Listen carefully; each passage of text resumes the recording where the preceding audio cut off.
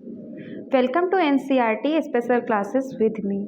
अब पहले पार्ट में हमने पढ़ा, सिंधु घाटी सभ्यता के पहले पार्ट में हमने पढ़ा कि इस सभ्यता में हमें कौन कौन सी चीज़ें मिली थी, जैसे कि पत्थर की मूर्तियाँ, कांसे की ढलाई, मूर्तियाँ, मुद्राएं, मृदभांड, आभूषण। और अब हम पढ़ेंगे आभूषणों के बारे में। ठीक है, जैसे कि पत्थर की मूर्तियों में हमने पढ़ा कि पत्थर की मूर्तियाँ संख्या में बहुत कम थी, लेकिन वो उच्च कोटि की थी और मेनली पुरुष प्रतिभा, जिनमें से एक है धड़ वाले पुरुष की मूर्ति जो कि लाल चूना पत्थर से बनी हुई है, दूसरी है दाढ़ी वाले पुरुष की मूर्ति जो कि सेलखड़ी पत्थर से बनाई गई है। फिर हमने पढ़ा था कांसे की ढलाई। उस टाइम पे कांसे की ढलाई कैसे की जाती थी इसके बारे में पढ़ा था।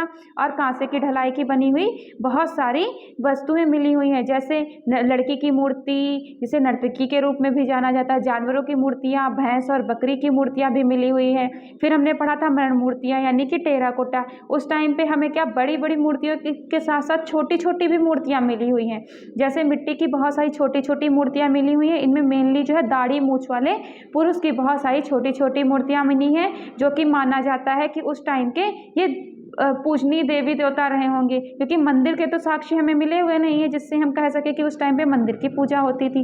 लेकिन जो वो छोटी छोटी मूर्तियाँ मिली हुई हैं वे बहुत ही सुंदर हैं और उस टाइम पे मिट्टी के छोटे छोटे खिलौने भी मिले हुए हैं। फिर हमने पढ़ा मुद्राओं के बारे में। मुद्राएं हमें सेलखड़ी, चकमक पत्थर, गोमेद, तांबा, कांसे और मिट्टी से बनी हुई मिली हुई हैं, जिनके मोहरों में हमने देखा है एक तरफ क्या चित्र बने हुए हैं, दूसरी तरफ चित्रात्मक लिपि में कुछ लिखा हुआ है। चित्रों में एक सींग वाले सांड, गैंडा, बाघ, हाथी, जंगली भैंसा, बकरा आदि पशुओं की सुंदर आकृतियां बनाई गई हैं। और हड़प्पा में जो हमें मिली हुई हैं मुद्राएं वो 2 x 2 इंच की हैं, यानी कि वर्गाकार पट्टियों में मिली हुई हैं। ठीक, फिर हमने पढ़ा था मृदभांड के बारे में। मृदभांड, इसमें हमें क्या मिट्टी के बर्तन मिले हुए हैं। इस टाइम पे जो हमें मिट्टी के बर्तन मिले हुए हैं उनमें बहुत ही सुंदर सुंदर डिज़ाइनों से उन्हें बनाया गया था। ज़्यादातर पत्थर हमें सादे प्राप्त हुए हैं और हाथ के बने हुए नहीं बल्कि कुम्हार की चाक से बनाए हुए बर्तन मिले हुए हैं। उस टाइम पे कुछ घुंडीदार पात्र मिले हुए हैं, छेद वाले पात्र मिले हुए हैं, जिन पर हमें ज्यामितीय आकृतियाँ और पशुओं से डिज़ाइन बने हुए हैं। बहुरंगी मृदभांड कम मिले हुए हैं, लेकिन सादे बहुत मिले हैं। छोटे छोटे कलश शामिल हैं, जिन पे लाल, काले, हरे, कभी कभार सफ़ेद रंग के भी सफ़ेद रंगों से ज्यामितीय आकृतियाँ बनाई गई। उस टाइम के जो छोटे छोटे पात्र मिले हैं उन्हें देखकर कोई भी कह सकता है कि उस टाइम की कला बहुत उच्च कोटि की थी। चलिए अब हम पढ़ते हैं उस टाइम के प्राप्त हुए आभूषणों के बारे में। हड़प्पा के पुरुष और स्त्रियां अपने आप को तरह तरह के आभूषणों से सजाते थे। ये गहने बहुमूल्य धातुओं और रत्नों से लेकर हड्डी और पकी हुई मिट्टी के बने होते थे। गले के हार, फीते, बाजूबंद और अंगूठियां आमतौर पर पुरुषों और स्त्रियां दोनों के द्वारा समान रूप से पहनी जाती थी, पर करधनियां, बूंदे, कर्णफूल और पैरों के कड़े या पैजनियां स्त्रियां ही पहनती थी। उस टाइम पे आभूषण दोनों लोग पहनते थे, लेकिन कानों में और पैरों में मेनली स्त्रियां ही पहनती थी। कानों और पैरों में पुरुषों को नहीं, पुरुष आभूषण नहीं धारण करते थे। मोहनजोदड़ो और लोथल से ढेरों गहने मिले हैं, जिनमें सोने और बहुमूल्यवान नगों के हार, तांबे के कड़े, मनके, सोने के कुंडल, बूंदे, झुमके और शीर्ष आभूषण, लटकने तथा बटने और सेलखड़ी के मनके तथा बहुमूल्य रत्न शामिल हैं। सभी आभूषणों को सुंदर ढंग से बनाया गया है। यह ध्यान देने वाली बात है कि हरियाणा के फरमानापुरा स्थल पर एक कब्रिस्तान पाया गया है, जहां शवों को गहनों के साथ दफनाया गया। चनूदड़ो और लोथल में पाई गई कार्यशालाओं से पता चलता है कि मनके बनाने का उद्योग काफ़ी अधिक विकसित था।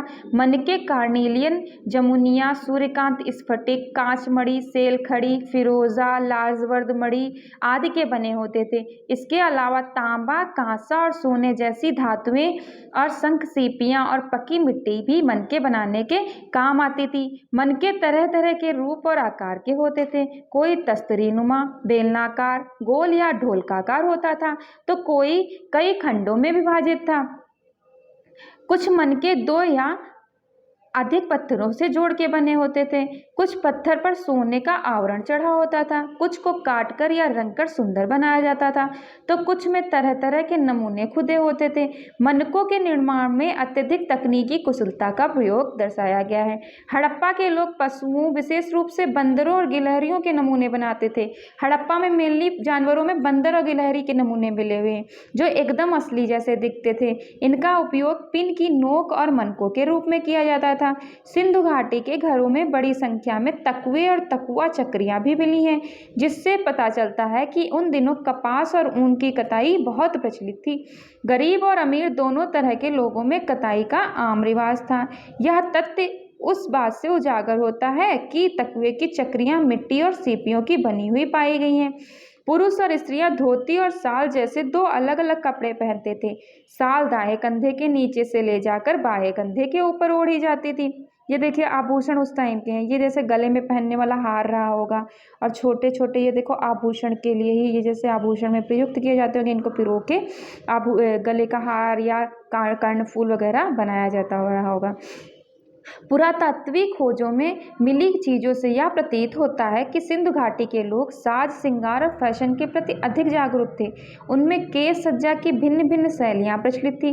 पुरुष दाढ़ी मूछें रखते थे, स्त्रियां सुंदर दिखने के लिए सिंदूर, काजल, लाली का प्रयोग करती थी और चेहरे पर लेप लगाती थी। धौलावीरा में पत्थरों के ढांचों के अनेक अवशेष मिले हैं, जिनसे यह प्रकट होता है कि सिंधु घाटी के लोग अपने घर आदि के निर्माण में पत्थर का प्रयोग करते थे। सिंधु घाटी के कलाकार एवं शिल्पकार अनेकों शिल्पों में अत्यधिक पारंगत थे, जिनमें धातु का ढलाव, पत्थरों पर नक्काशी, मिट्टी के बर्तन बनाना और उन्हें रंगना एवं जानवरों, पौधों और पक्षियों के साधारण रूप के लिए को लेकर टेराकोटा का निर्माण मुख्य है। अच्छा, इससे अब हमने पढ़ा आभूषणों के बारे में। आभूषणों में हमने ये देखा कि जो है इस टाइम पे स्त्री और पुरुष दोनों आभूषण धारण करते थे, और आभूषण बहुमूल्य पत्थरों और धातुओं दोनों के बनाए जाते थे, और इस टाइम पे हड्डियों और कम बहुमूल्य आभूषण भी मिले हैं। शायद जो हड्डियों या कम बहुमूल्य आभूषण हैं वो जो अमीर लोग रहे होंगे वो बहुमूल्य आभूषण धारण करते होंगे, और जो अमीर नहीं होंगे वे साधारण आभूषण धारण करते होंगे। लेकिन प्रचलन दोनों वर्गों में था, अमीर वर्ग में भी और साधारण वर्ग में भी था कि जो है आभूषण धारण करते थे। अब आगे पढ़ते हैं, देखते हैं क्या दिया हुआ है आगे।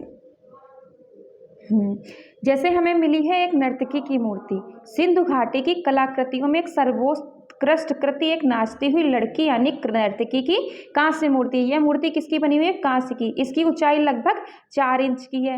मोहनजोदड़ो में पाई गई यह मूर्ति तत्कालीन ढलाई का एक उत्तम नमूना है। नर्तकी की त्वचा का रंग सांवला दिखाया गया। यह लगभग निर्वस्त्र दिखाई गई है। इसके लंबे केस सिर के पीछे जूड़ा बने हुए दिखाया गया है। इसकी बाई भुजा चूड़ियों से ढकी हुई और दाई भुजा के ऊपरी भाग में बाजूबंद और नीचे के भाग में कड़ा पहने हुए हैं।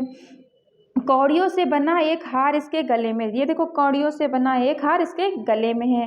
भारतीय नृत्य की मुद्रा में उसके घुटने से कुछ ऊपर बाई जंघा पर टिका हुआ बायां हाथ प्रतीत होता है। उसकी आंखें बड़ी बड़ी और नाक चपटी है। यह आकृति भावाभियुक्त और शारीरिक ऊर्जा से ओतप्रोत है और हमें बहुत कुछ कह रही है। दूसरी प्रतिमा मिली है, ये वृषभ प्रतिमा। वृषभ मतलब बैल की मूर्ति। मोहनजोदड़ो में पाई गई यह कांस्य प्रतिमा विशेष रूप से उल्लेखनीय है, क्योंकि इसमें भारी भरकम वृषभ को आक्रामक मुद्रा में बखूबी प्रस्तुत किया गया है। वृषभ गुस्से में अपना सिर दाईं ओर घुमाए हुए है और उसके गले में एक रस्सा बंधा हुआ है। इसको गुस्से की मूर्ति दिखाई गई, बहुत गुस्से में है और उसके गले में एक रस्सा बंधा हुआ है। तीसरा मिला है ये पुरुष धड़। पुरुष धड़ के बारे में बताया था ना कि लाल चूने पत्थर से बनी हुई, लाल पलुआ पत्थर की बनी हुई है। इसमें सिर और भुजाओं को जोड़ने के लिए गर्दन और कंधों में गड्ढे बने हुए हैं। ऐसा प्रतीत होता है जैसे इनके बोट लगा के कसा जाता होगा। विशेष मुद्रा में सोच समझकर बनाया गया है। धड़ के सामने वाले हिस्से को विशेष मुद्रा में सोच समझकर बनाया गया है। कंधे अच्छे पके हुए और पेट कुछ बाहर निकला हुआ प्रतीत होता है। फिर मिले हैं जो चित्रित मृदभांड। देखो ये चित्र कितनी अच्छी आकृतियाँ इस पर बनाकर इसको सुसज्जित किया गया है। मोहनजोदड़ो में पाया गया यह पात्र कुम्हार की चाक पर चिकनी मिट्टी से बना हुआ है। कुम्हार ने अपनी कुशल अंगुलियों की सहायता से उसे एक आकर्षक रूप दिया है। आग में पकाने के बाद इस मिट्टी पात्र पर काले रंग से रंगा गया उस पर बने हुए चित्र वनस्पतियों और ज्यामितीय आकृतियों के हैं। वैसे तो ये साधारण चित्र हैं, लेकिन इनमें अमूर्तीकरण की प्रवृत्ति दिखाई देती है। दूसरा है मार्तका। मार्तका की मूर्तियों को आमतौर पर भद्दी और अपरिष्कृत खड़ी मुद्रा में उन्नत उरोजों पर हार लटकाए हुए और कमर के चारों ओर एक अधोवस्त्र लपेटे हुए तथा करधनी पहने हुए दिखाया गया है। सिर पर पंखे जैसा आवरण और दोनों तरफ प्याले नुमा उभार सिंधु घाटी की मातृ देवी की मूर्तियों की एक आलंकारिक विशेषता है। इन आकृतियों की गोल गोल आंखें और चोंच जैसी नाक बहुत भद्दी दिखाई देती है और उनका मुंह ऐसा लगता है कि जैसे चीर कर बनाया गया। जो मार्तका की मूर्तियां हैं इन्हें बहुत भद्दी तरीके से बनाया गया है। बाकी चीज़ें जितनी आकर्षित हैं उन्हीं में सबसे भद्दी तरीके से कुछ बनाया गया है तो वो है मार्तका की मूर्तियाँ।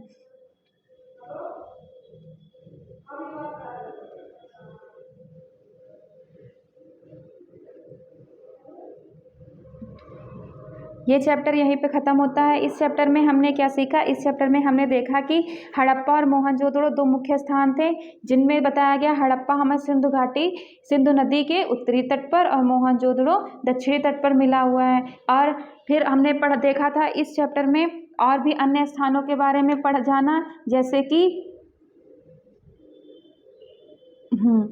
कि लोथल और धलावीरा, ये कहाँ के थे? गुजरात के। दूसरा राखीगढ़ी हरियाणा का। तीसरा रोपड़ पंजाब में है और कालीबंगा राजस्थान में। फिर इसमें हमने बहुत सारी इस काल में मिली हुई चीज़ों के बारे में पढ़ा, जैसे पत्थर की मूर्तियाँ। पत्थर की मूर्तियों में मेनली हमने क्या पढ़ा? पुरुष धड़ की और दाढ़ी वाली मूर्ति पाई गई हैं। पत्थर की मूर्तियों को बनाने में त्रिआयामी वस्तुएं ज़्यादा मिली हैं, जो कि इस सभ्यता की उत्कृष्ट नमूने थे। पत्थर की मूर्तियों में जो पुरुष धड़ था वो लाल चूना पत्थर का था और दूसरी दाढ़ी वाले पुरुष को सेलखड़ी की मूर्तियों से बनाया गया, सेलखड़ी के पत्थर से बनाया गया था, सेलखड़ी से बनी हुई है। फिर दाढ़ी वाले पुरुष के लिए माना जाता है कि ये कोई धार्मिक व्यक्ति रहा होगा। इसमें जो है इनकी साल पे त्रिफुलिया फूल नमूने बने हुए हैं। फिर हमने पढ़ा था कांसे की ढलाई वाली मूर्तियों के बारे में पढ़ा, हमने मूर्तियों के बारे में पढ़ा, मुद्राएं, मृदभांड और आभूषणों के बारे में पढ़ा। और इनमें सबसे बेकार और भद्दी मूर्तियाँ इस सभ्यता में कौन सी रही थी? वो मार्तका की मूर्तियाँ थी। और सबसे उत्कृष्ट मूर्तियाँ कांसे की बनी हुई वस्तुएं थी। ये चैप्टर यहीं पे ख़त्म होता है। प्लीज़ कमेंट करके बताइएगा कि यह चैप्टर कैसा लगा और आपको समझ में आया कि नहीं। धन्यवाद।